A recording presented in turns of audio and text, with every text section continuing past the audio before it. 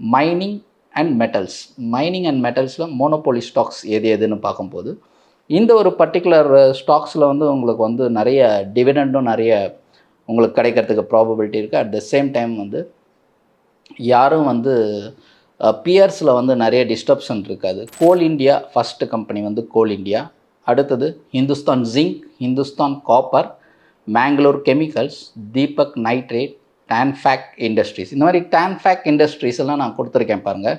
இது வந்து ஒரு மொனோபோலி ஸ்டாக். நிறைய பேருக்கு இதெல்லாம் தெரியாது. ஸோ இதை வந்து நீங்கள் போய் உள்ளே போய் நீங்கள் ரீட் பண்ணி பார்க்கும்போது இவங்களோட இம்பார்ட்டன்ஸ் எல்லாமே உங்களுக்கு புரியும்.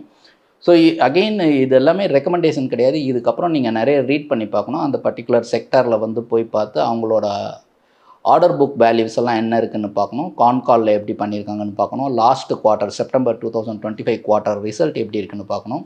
இதெல்லாம் பார்த்துட்டு நம்ம இந்த ஸ்டாக்கை வந்து கீழே இருக்கான்னு பார்க்கணும். எப்போவுமே வந்து நாம் வந்து ஒரு medium term and long term அப்படின்னு ஒரு பெட்டிங்க்கு போகிறோம் அப்படின்னா நம்ம வந்து இன்வெஸ்ட் பண்ணும்போது ஸ்டாக் வந்து கீழே இருக்கும்போது தான் ஆல்வைஸ் நம்மளுக்கு வந்து there is a huge probability ratio, நல்ல ரேஷியோவில் வந்து ப்ராஃபிட்டபிலிட்டி கிடைக்கிறதுக்கு சான்சஸ் இருக்குது. அதனால் நம்ம எல்லாமே செக் பண்ணிவிட்டு தான் வந்து பண்ணணும். இது எதுக்கு இண்டிகேட் பண்ணுறேன்னா மைனிங் அண்ட் மெட்டல்ஸில் மோனோபோலி ஸ்டாக்குன்றதால இதெல்லாம் டவுன் சைடில் வரும்போது சான்சஸ் வந்து நிறைய இருக்குது. இன்வெஸ்ட்மெண்ட்டுக்கு டெஃபினட்டாக வந்து இதெல்லாம் யூட்டிலைஸ் பண்ணலாம்.